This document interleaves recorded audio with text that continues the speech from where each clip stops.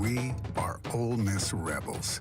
As Mississippi's flagship university, we dig deeper, see farther, work harder. We pioneered human organ transplants. We helped prove Einstein's theory of gravitational waves. We are conducting life-changing research that solves the problems of today. We are Ole Miss, transforming lives and the world. Hey, welcome to the POMcast with Stephen Willis. We're going to start in a few minutes, but I want to tell you to hit up our social sites, retweet, share, comment, like, do all of that stuff. It can only help us out and it'll make the show even better.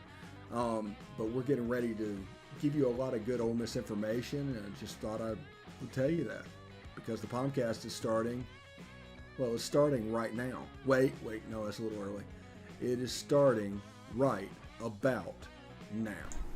All right, good morning on this, let's see, what is today? Is today Tuesday? Today's Tuesday. Hope everybody is having a great day. As always, the chat is open. Just wanted to let you know about that. Even if you can't see it, I can see it, and that's all that matters when it comes to a chat like that. But if you just comment in the live stream, whether YouTube, Twitch, Facebook, it will show up on my chat. It will all be aggregated into one feed, and we can have a lot of fun with that. So before we get started, I do want to tell you about Travel and Cruise World. The number is 1-800-330-7461. Again, that number is 1-800-330-7461. And what I'm trying to do and what I want to do with this sponsorship is everybody needs a vacation. We're about 18 months in at this point. Everybody needs to get away. So whether the attractions, the beach, all the stuff that you want to normally do in Central Florida, this will give you a local, on-the-ground idea of what's going on. Rule changes at different places. Masks are required at Disney inside, but not at Universal. So stuff like that is they can handle, and your vacation will not be ruined by some unfortunate surprise. So call Travel and Cruise World at 1-800-330-7461, or you can hit them online at travelandcruiseworld.com, travelandcruiseworld.com. Remember also, the parks are who pay the travel agents, not you. They can get you the same rate that is online. So utilize them as a resource. See Central Florida like a local. All right. Now, I also want to tell you, you can watch the show at The Stephen Willis or at All Positively. You can catch us on Facebook at facebook.com/POMcast. We're on YouTube at Positively Ole Miss. Subscribe. Hit the bell. You'll know not just what we're streaming, you'll know what we're streaming about. And, of course, you can follow us on Twitch at Positively Ole Miss, all one word. If audio is more of your thing, you can catch us at Google Podcast, Apple Podcast, Stitcher, SoundCloud, Spotify, iHeartRadio, TuneIn Radio, and Pandora. We're also on several smaller podcatchers, but it would take all day to name them, and it's only a 30-minute show. So thank you very much again for joining us from the palatial Central Florida studio. I am Stephen Willis, and yesterday was the first day of class and no practice, so no real news broke yesterday. So today I'm going to talk about what you can expect in year two from the offense, from the defense. What can you expect after a full spring? All of these things will be available today. Also today, I want to talk about the alliance and what that exactly means and a way to get around it, honestly. I'm taking inspiration from McDonald's at this point. And, of course, we will introduce our game of the week for week 0. Normally, this would be an SEC game. Might be Ole Miss, might not be Ole Miss. But there are no Ole Miss games this week, so it's a outside the box pick. That'll be in segment 2. So thank you very much for joining us. We're having a good time today. We really are. And just a second. All right. And we do want to talk about some things that are going on at Ole Miss and in the offense and on the defense and all that good stuff. So I'll just bring in the Twitter feed real quick. So year 2 in the offense, they realized that last year was nowhere near doing what they really wanted to do because a lot of this offense is based on timing. If you want to go back to watch from the very beginning, boot camp the offense, me and Corey Burton broke down several offensive plays in year 1 and year 3 at FAU and how that looked differently and what you can expect from the offense. Well, I'm of the opinion that the offense is really going to look a lot different than even last year. They're going to do different things because so much of this offense is based off the timing of the jet sweep. And Elijah Moore, as good as he was not a jet sweep guy. They ran it some, they did some things, but he just wasn't that guy. That's somebody that John Rice Plumlee, I think he's going to thrive in that role. I think J.J. Henry is going to thrive in that role. And I think Ja'Cour Pearson, even though he is more of an Elijah Moore, is going to do really well in that role. Because the timing in the jet sweep basically takes everything off. It forces movement and false steps. And by false steps, I mean stepping to the right because you bit on the fake. All of a sudden, that's taking a half a second to get back and go the other direction. You're not fitting your gap. So that's really what a false step is.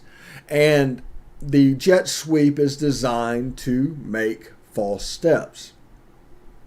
You're supposed to drag people a certain direction, many times away from the direction of the next read. Now, my favorite play in all of the Lane Kiffin playbook is the triple option. But it's not that triple option. Everybody thinks the triple option and they think it has to look one way.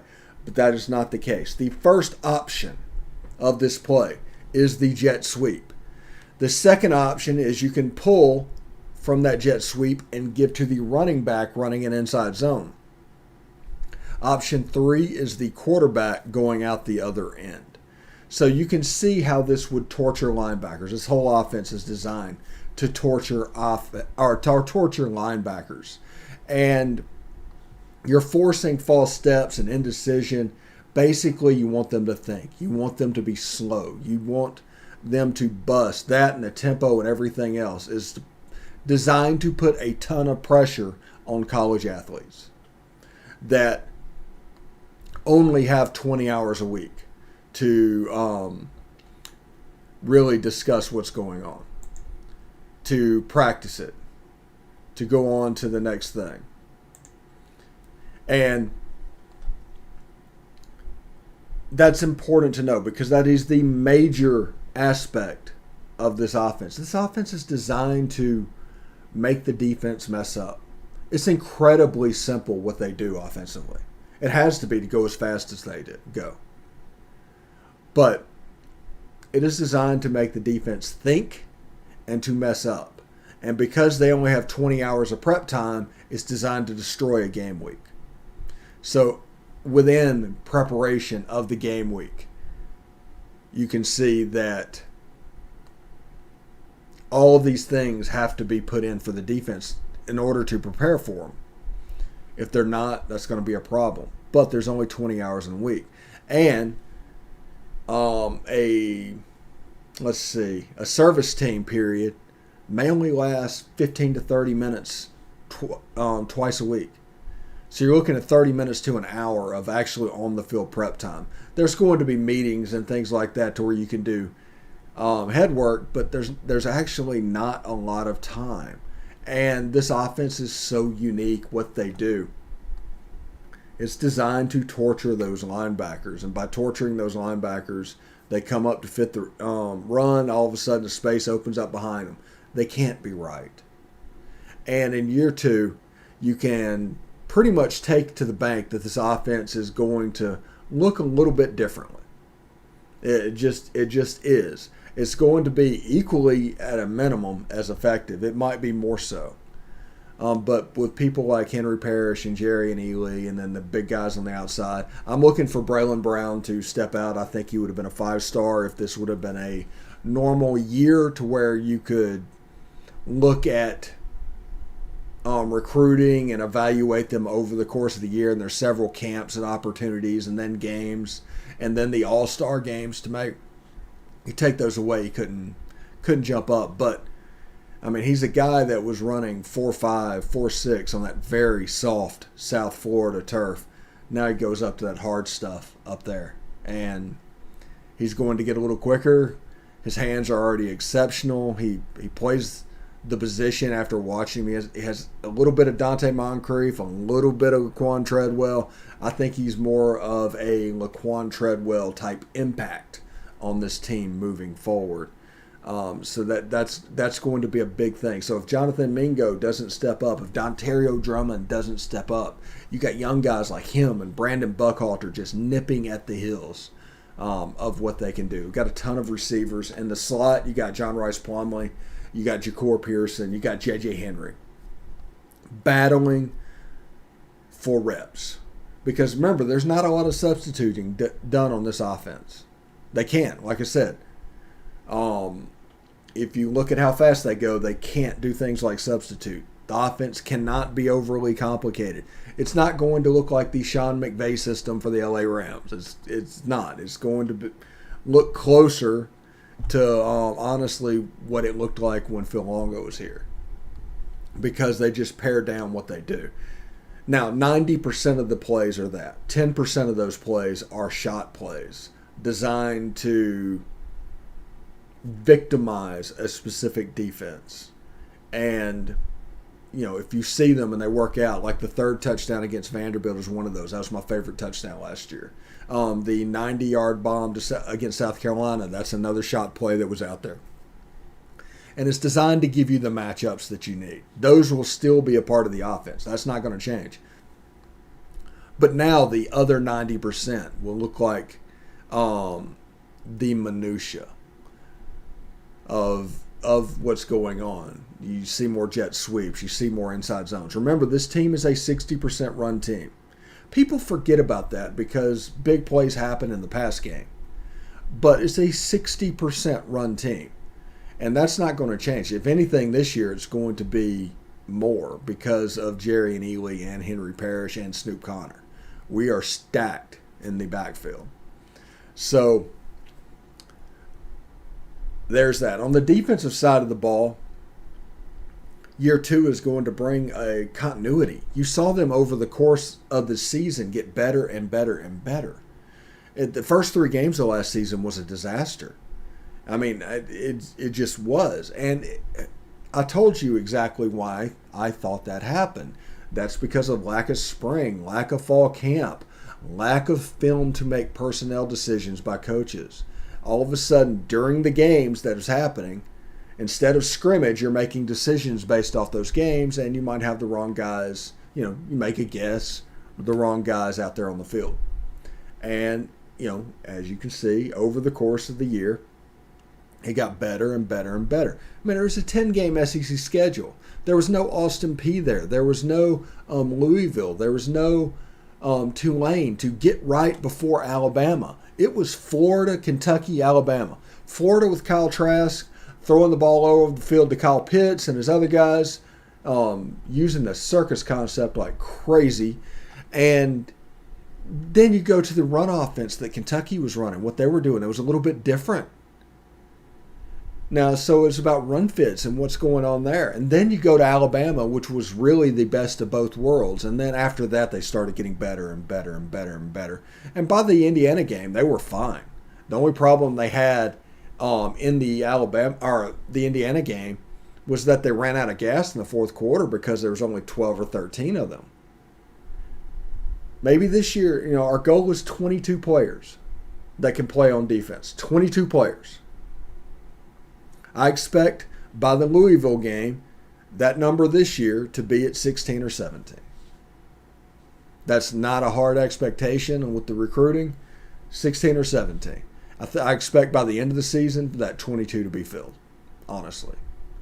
Too many players, too good of a signing class, too good on the back end, and replacing players up front. So that that is going on. So we are going to take a real short break. And when we come back, oh, that's the wrong one.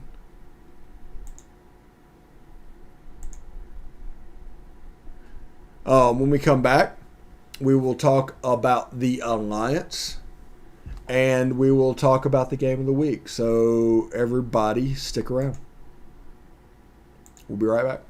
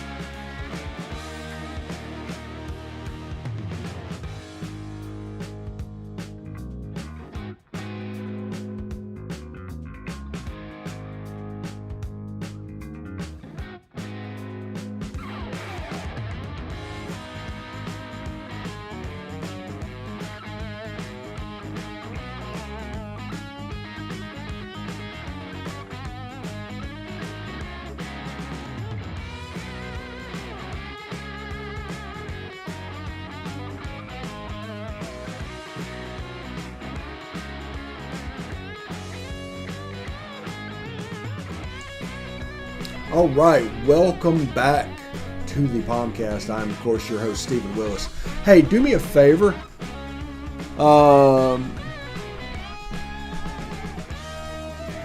Yeah, 60% run to set up the big throw. That's a big part of the offense, guy. Thanks for watching.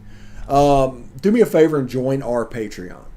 And the reason we are doing this is so that we can keep content like the POMcast, Beast of the East, Best of the West, SEC After Dark, all free. Those are going to remain free products by your generous contribution to our Patreon. Now, if you sign up, there's little things like Q&As and Reb calls and different things that you will get that will not be free. It's going to make it worth your while. And we're doing things like let's see, positivelyolemiss.com. That's a thing now. You can see our website. It's going to be a nice little hub. We are creating a subreddit that you can go to from there and comment and see the videos and do the things. If Reddit is your thing, it's going to be available. And our Twitch is on there, our YouTube is on there, our Facebook is on there, and we have feeds of the videos and the audio, and all of that stuff. It's going to be a simple site, but it's going to be a hub.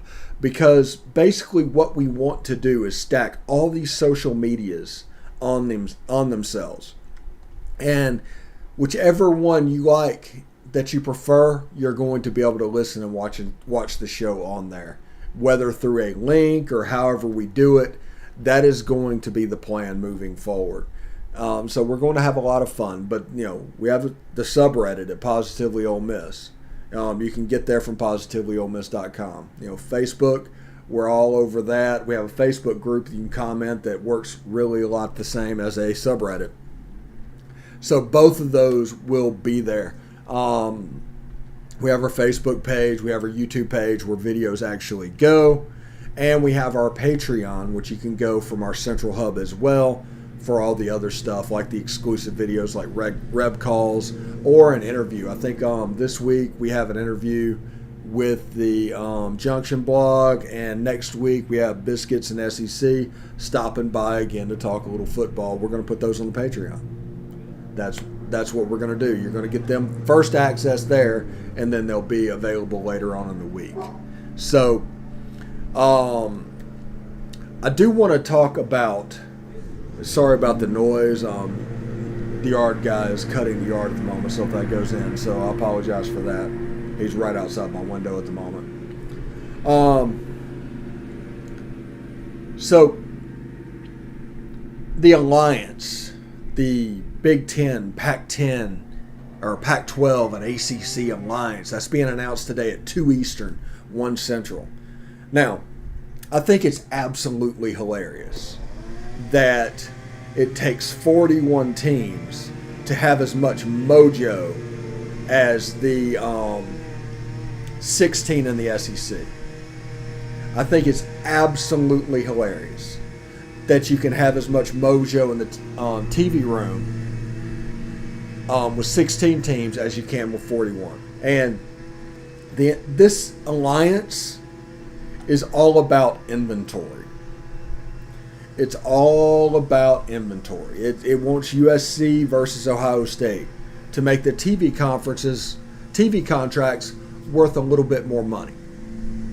Worth a little bit moving forward that they can count on. And that's the reason they're doing this. And they also see it as an avenue to slow down the playoff because they think the Pac-12, the Big Ten, and the ACC will be at an advantage over a 16-team SEC Super Conference as far as number of players. But the problem is going to be in that alliance when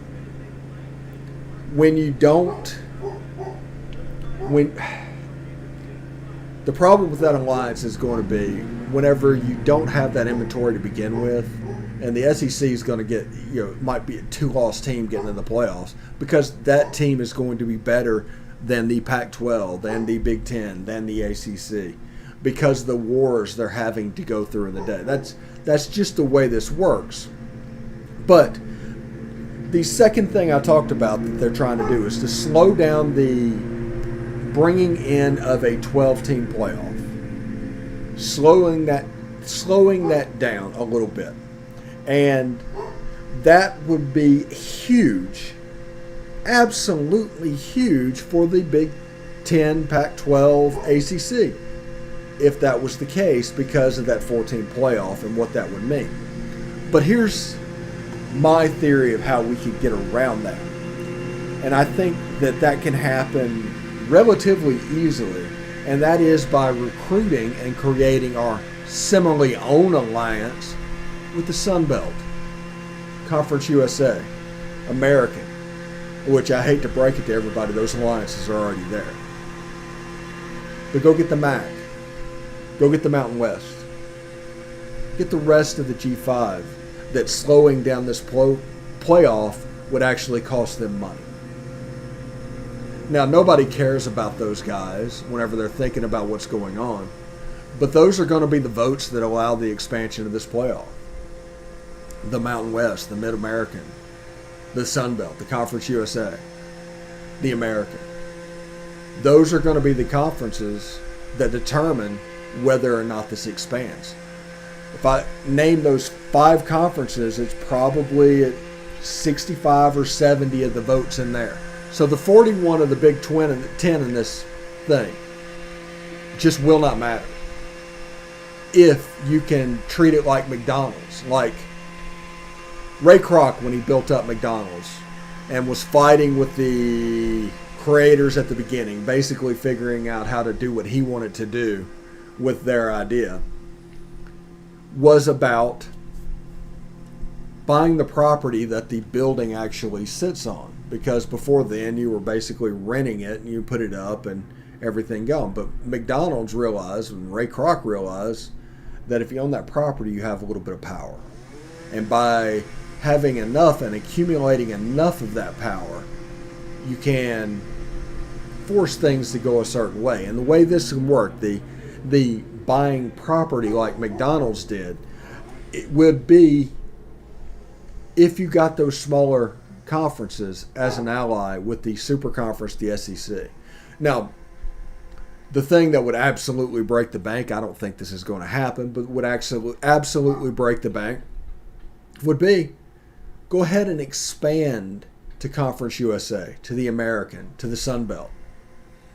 Expand and take Baylor, take Oklahoma State, take Texas Tech, take Kansas, and have 20 teams up there. If you have 20 teams, and then have promotion and relegation through multiple divisions through college football. That would absolutely break the bank. Unlike anything out there. You could have TV deals, all the way from the bottom to the top, and it would generate interest like absolute crazy. Can you imagine Alabama in a relegation fight?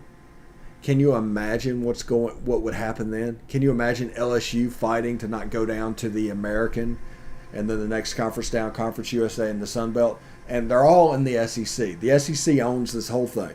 This whole big 60-team conference is an SEC conference. So it wouldn't be where you go to another conference. You're in the conference already. It'd just be divisions within that conference that you handle through playing. And here's the best part. You don't even have to schedule those guys. There's no Power 5 games moving forward. Your whole schedule is self-contained right there. Now, what we have now, this is the realism of what we have now. And that is we have the Power 5. We have, and by Power 5, I mean you have a Power 1. And you have a mediocre 3. You have a dead 1. And you have the Group of 5. That's how college football looks at the moment. Last year, you had a Power 5 and a Group of 5.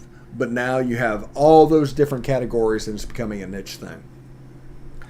Now, the point is, no matter what they say today, it's not really going to matter. It just doesn't matter. The SEC needs to do what they do, and everything's going to be fine. Now, I do want to move on to the game of the week this week. The game of the week this week will be Nebraska and Illinois. It's in Champaign, 1 o'clock Eastern, noon Central, kickoff on Fox. Scott Frost in Nebraska, they're in a little bit of hot water. You got Brett Bielema coaching in the Big Ten again. I'm interested to see what that will look like. The line opened up with Nebraska taking a 9.5 point lead going into this. It opened at 9.5 points. It's down to 7 points, and that's per VegasInsider.com. So I'm looking forward to this game. I want to see how Burt looks in the Big Ten again. I want to see what's going on. I want to see if Nebraska can figure it out because they're doing a lot of stuff, and Scott Frost is doing things that Tom Osborne used to do. Now, that's not necessarily working to this point, but he's trying to develop that again. So we will see what that looks like in a game one. Last year's season, it was basically blown up in the Big Ten by COVID. They canceled their season. They brought it back. All of this stuff happened, and we'll see what it looks like. But I'm looking forward to seeing what Illinois looks like. Lovie Smith is gone. Brett Bielema in. Will it be the typical offense that he ran at Wisconsin? Will it be some of the same stuff that he ran at Arkansas? I don't know. He coached some D-line in New England while he was waiting. But I'm looking forward to seeing this game and what they look like. And for no other reason than we have college football this weekend.